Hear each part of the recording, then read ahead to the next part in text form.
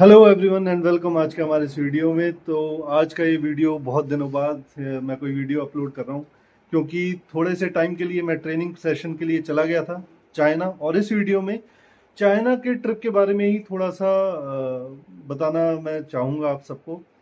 क्या है कि हम सब जो इस लाइन में है तो चाइना से कुछ ज़्यादा ही मुझे ऐसा लगता है फॉन्डेड है कि भैया चाइना का जाएं और देखें चाइना में क्या होता है, चाइना के टूल्स, चाइना के जो स्पेयर्स आते हैं, तो उसके बारे में ज़रूर शेयर करना चाहूँगा। बट पहले चाइना में जाने के बाद भाई साहब, मैं हूँ प्योर वेजिटेरियन। प्योर वेजिटेरियन मतलब अंडा भी नहीं खाता हूँ। तो वहाँ जाने के बाद जो सबसे ज़्यादा तकलीफ हुई वो हुई खाने में। भाई साहब, मेरे मेरे यहाँ पे जितने भी लोग ट्रेनिंग पे आते हैं, जब वो मुझे बताते हैं कि सर खाने में दिक्कत है, तो उतना समझ में नहीं आता है, क्योंकि हमें खाने में दिक्कत नहीं है। लेकिन वहाँ जाकर के मुझे रियलाइज़ हुआ भाई खाने में दिक्कत नहीं, खाना है ही नहीं। तो खाना जो है, खाने के लिए थोड़ा सा इशू हुआ। थैंक गॉड कि हम थोड़ा सा फ्रोज़न फूड ले गए थे यहाँ से, तो उसके सहारे कुछ थोड़ी बहुत चीज़ें, क्योंकि कुछ भी वेजिटेरियन है ही नहीं वहाँ पे। कुछ भी नहीं है, कुछ भी। हर जगह पे आपको सी फूड मिलेगा, मतलब पता नहीं क्या क्या मिलेगा, लेकिन वेजिटेरियन नहीं मिलेगा। वेजिटेरियन के नाम पे चाइनीज बॉल्स आती हैं छोटी छोटी बस, और ब्रेड वगैरह। भाई साहब, ब्रेड भी वेजिटेरियन ढूंढना वहाँ मुश्किल पड़ गया था।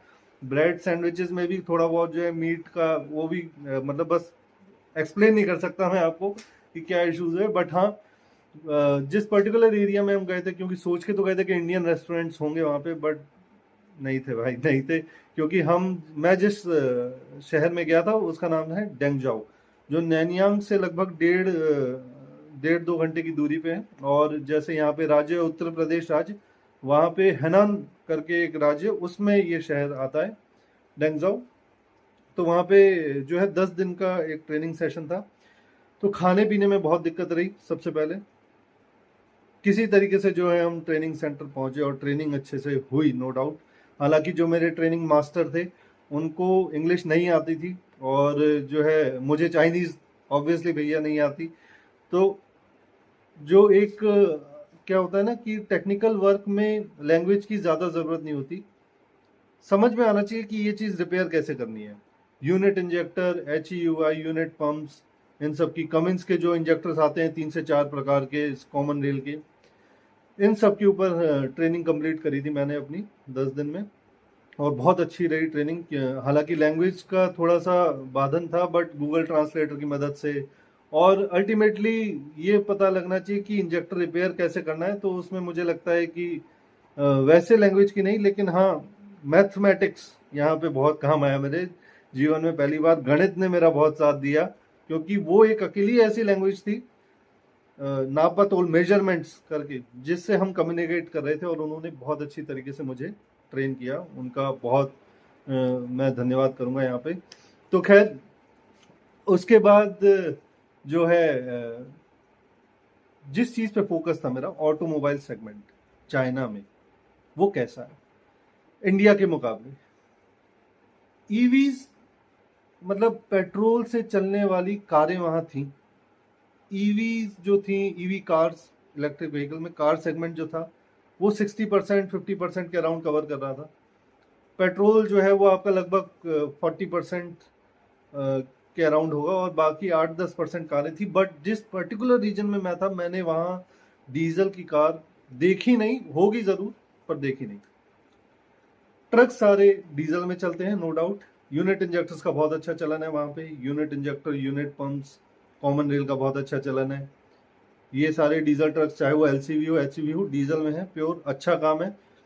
और अगर हम बात करें टू व्हीलर की, भाई साहब 10 दिन में, मैं ये नहीं कह रहा हूँ कि मोटरसाइकिल वहाँ पे किसी के पास नहीं होगी, ऑब्वियसली होगी। चाइना है, हमसे बहुत आगे है टेक्निकल एस्पेक्ट में। तो लेकिन मैंने इतने दिनों में किसी के पास मोटरसाइकिल ऑन रोड नहीं देखी, नहीं देखी, नहीं देखी।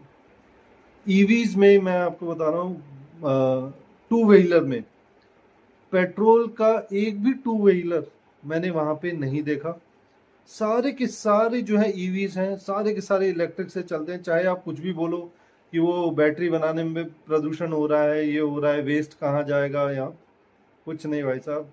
सारे के सारे टू व्हीलर ईवी हैं।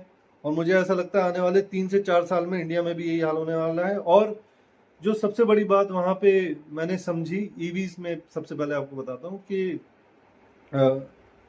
कोई बड़ा ईवी नहीं था। जैसे सबको यहाँ पे चाहिए एक्टिवा, छोटे हाइट के होंगे, बड़े हाइट के होंगे, सबको चाहिए एक्टिवा। वहाँ पे इस तरीके का कोई वो नहीं है लोगों में।